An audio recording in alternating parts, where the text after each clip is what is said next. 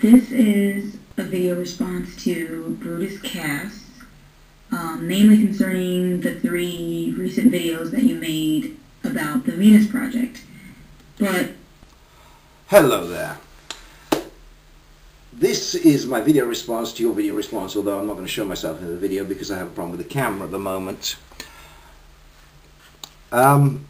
Firstly, response to my 3 recent videos. Yes, my 3 recent videos, but you've made one mistake in that, stating that of those was my first video on the Venus Project, and then taking everything from that point. If you had taken the time to go through, I know you would have had to have gone back a little bit, but if you'd gone through, or even used Google research engine, techno people like yourselves in the Venus Project shouldn't have great problems with such things, you would have seen that there is another video called Venus Project Savior or Trap, which is where all this comes from. So maybe that would be an idea if you went back and looked at that. We'll talk about that maybe in the future. Now, you go on to say about my videos concerning communism. Now, your Venus Project does promote the idea of having no land ownership, which is the same as communism. Therefore making all resources common, which would be exactly what communism moved towards. That was the concept of communism, making things common. That's where the word comes from. You put videos in there in your response from Venus Project supporters claiming that no, yours is not a form of communism, it will be something completely different, it's not going to be any kind of isms. Semantics, wordplay. You're making things common. Okay, therefore you will be some kind of techno-communist futuristic society. You want to call it the Venus Project, but that is the crux, that is the problem. You're promoting an ideology. The moment that you fly a flag or a banner, you are promoting an ideology. That ideology has to go somewhere. And without having the consent of a majority of the population, it's totalitarianism, it's a dictatorship. And your system, as many of your Venus Project supporters will state, will be run by a machine. Who will program the machine? These are the points of discussion. So when you say that I haven't done my research and you jump in on my recent videos, which to be quite honest were made because of the feeling I got, and I'm sorry, I'm a human being, and that's one of my concerns. We are all human beings, and I don't want to lose my humanity, okay, to some dogmatic machine, to some ideology which is becoming practiced very much like a religion. Okay, when I say practiced as a religion, I'm not saying that you believe in fairy tale beings, but once you get this centralized ideology of some kind of concept as a savior, you're not that far away from the people that knock on the door and say, excuse me, do you believe in God? Excuse me, do you believe in the Venus Project? Now, if you want to argue and disagree with this, that's fine if you want to discuss it, but don't, as many of your Venus Project people do, fly the flag and say we have all the answers. As Jack stated, he doesn't have all the answers. Jack can't do it on his own, and you guys can't do it on your own either. Okay, now I understand that you are not putting the charity down, but, and personally, I don't agree with charity, the sense of charity, but that would have to get into the Greek concept of moderation, which fits in with the resource-based economy. Okay, first, where are you coming from? Where am I coming from? You're jumping at conclusions. Okay, I have looked into your Venus Project, which is quite easy to do, it's there. But you haven't looked into my thoughts, which is more difficult to do because they're not all there.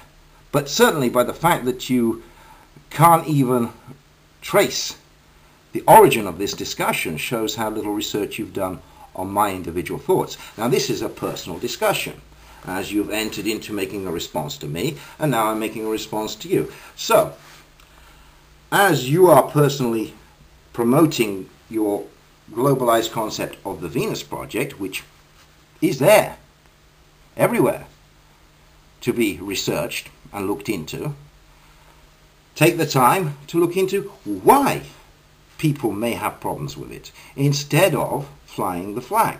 It's all well and good you saying that we try to do this, we are trying to do that, we are trying to do this. We will say to a fat person that they must go to the gym. We will explain to them how they must eat correctly. But that's trying, it's not succeeding. And that's the whole point of the last video, and although it may have been put across in a rather aggressive manner, but the point is that there's a difference between doing and trying.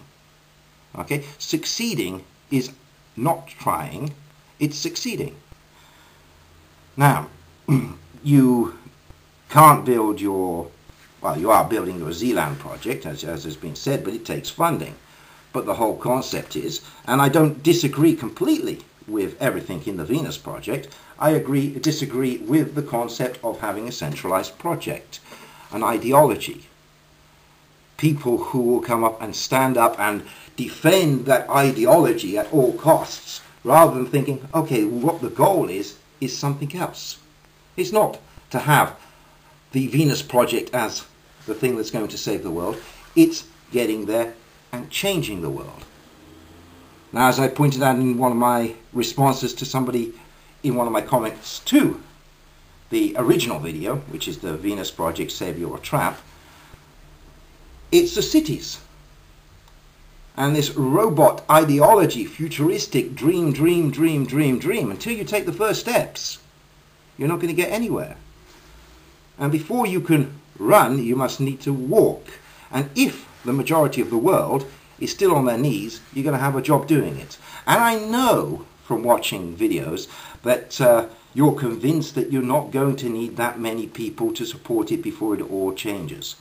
That is questionable, considering that if you think you can change the Western world and leave the rest of the third world as they are, considering they can control the majority of the resources that you're going to need, because, I mean, you're talking about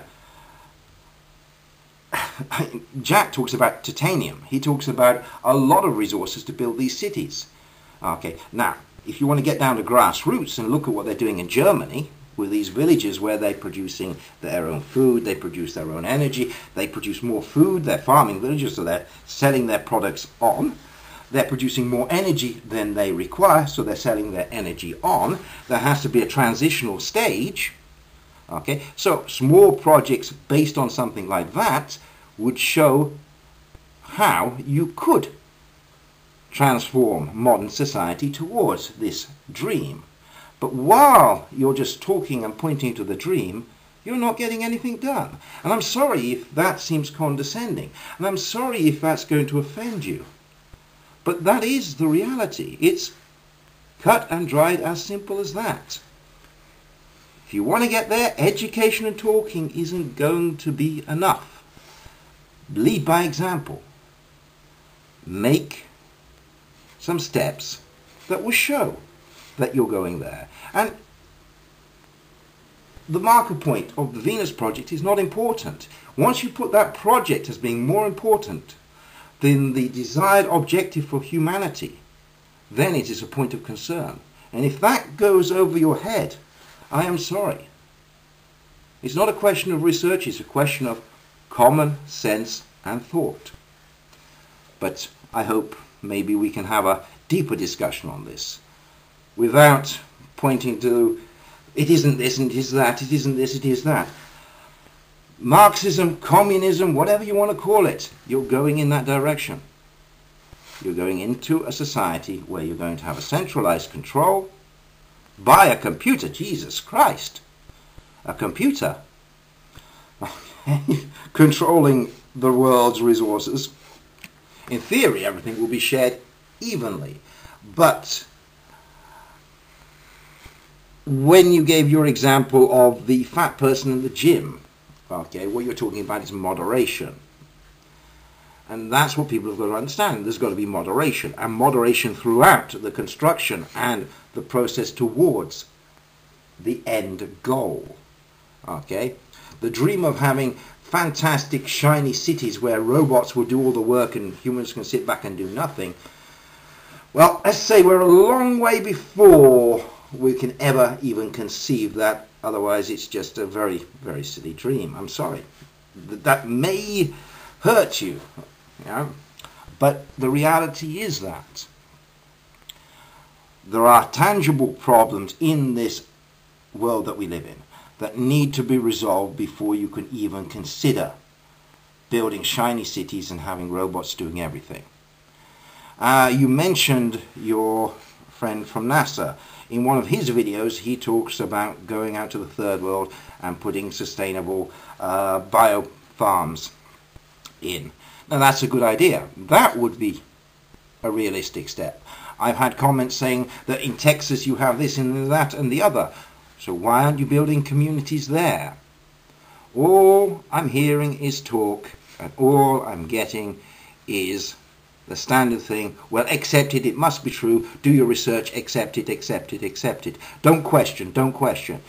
If humanity is not allowed to question, okay, where it's supposed to be going at this stage by the people who are promoting the so-called dream, then isn't that a reason for concern, if you think about it?